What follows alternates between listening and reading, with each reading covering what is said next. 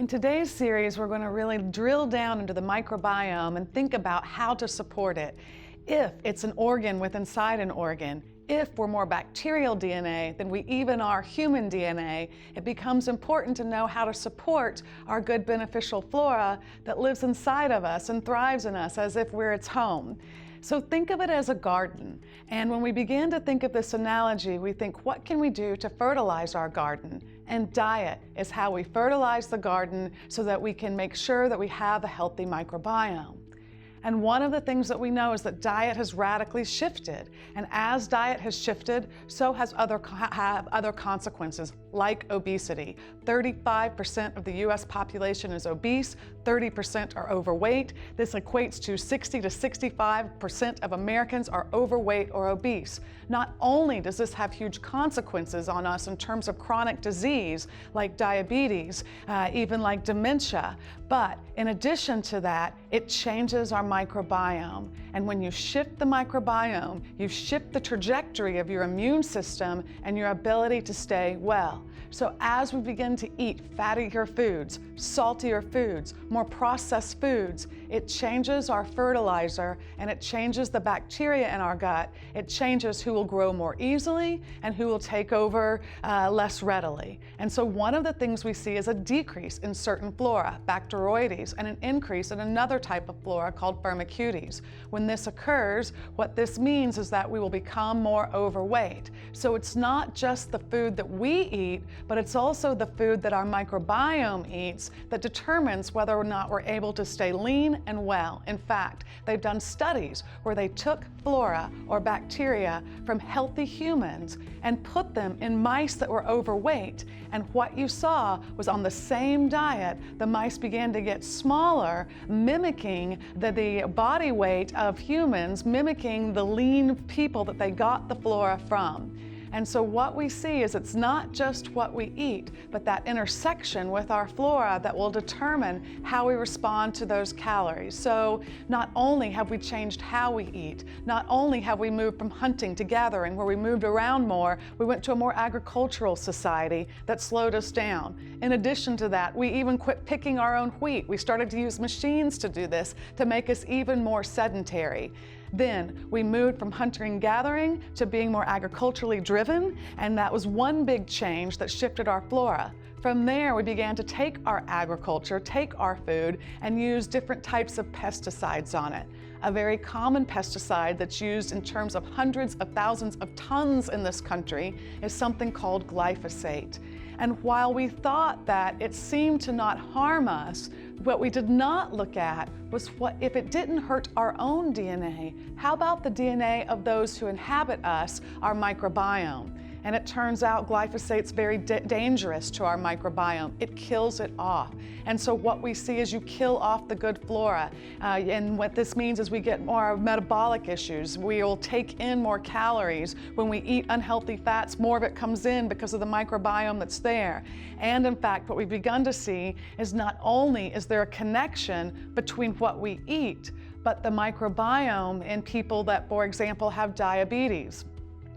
Recent World Health Organization statistics indicate that the number of people with type 2 diabetes around the globe is about 382 million, and this is still scheduled to continue to skyrocket. Again, it's not just the food, but the people that we house within.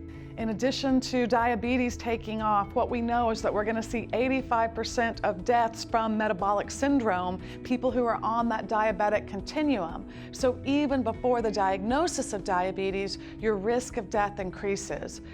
Type 2 diabetes is projected to be the 7th leading cause of death by 2030, and again, that's by the World Health Organization. So what we know is people that suffer from diabetes and obesity and fatigue have lower levels of certain flora like Bacteroides, and when that gets higher, it will lower other good guys like Bifidobacter.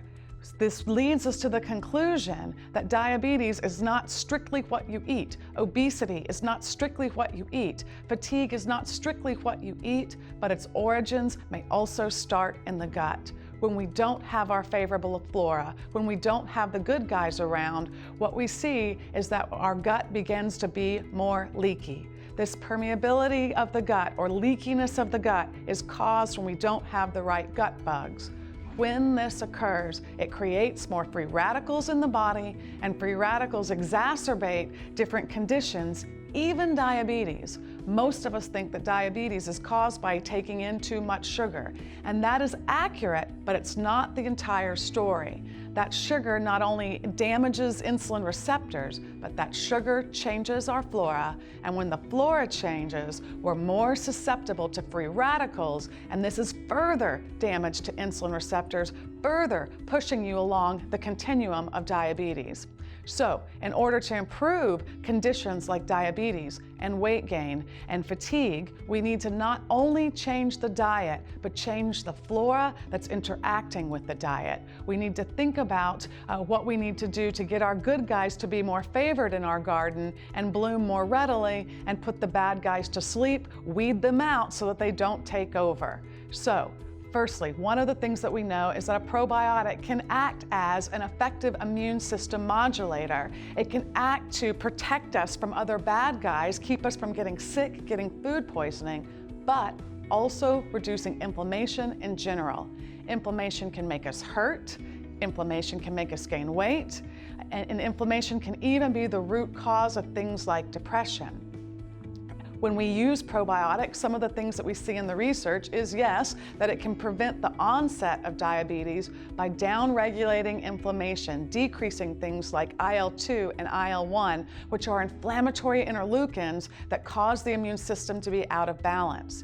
It also increases something called IL-10, an anti-inflammatory interleukin that goes up also in kiddos that are breastfed. So we can mimic and harness some of the powers and some of the magic that breastfeeding gives us by helping our own microbiome take over. And in fact, that's one of the major reasons breastfeeding has benefit and reduces autoimmunity, reduces infections, because of what it does to our microbiome. As our knowledge progresses, so does our ability to make good clinical choices that are going to improve our health. Recently, certain species like Lactobacillus reuteri have been demonstrated to suppress serum glucose, insulin, and other markers such as leptin and C-peptide that are associated with diabetes.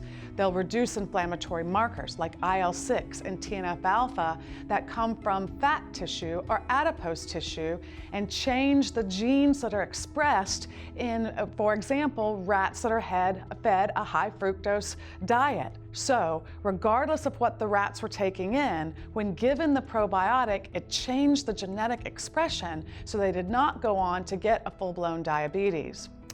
Other human studies have shown us that when people take good, healthy flora, it lowers things like C-reactive protein, a marker that's commonly looked at in terms of pregnancy, and when that decreases, this is another way that we minimize metabolic syndrome, that we minimize weight gain, and even cardiovascular disease. Other beneficial floras show favorable antioxidant effects, and so this is another way they work in terms of keeping inflammation low.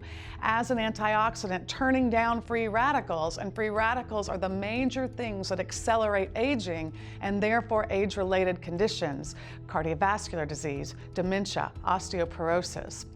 The healthy flora are even able to help us with our pancreas, the place that insulin is made, calming down free radicals there so that we produce better levels of insulin, again helping to prevent diabetes and even prevent weight gain. So if you've been frustrated by changing diet and increasing more and not seeing the results that you would expect, remember, it might not be your own DNA and how it's interacting with the environment and dietary changes, but the DNA of your microbiome. And one of the things you need to do is to shift that microbiome to change not only their metabolism, but your metabolism. So don't get frustrated, don't feel stuck in place. Realize there's a world within inside the world, that there's an organ within inside an organ, a virtual organ, your microbiome, that we can adjust that will change their metabolism and change your metabolism too.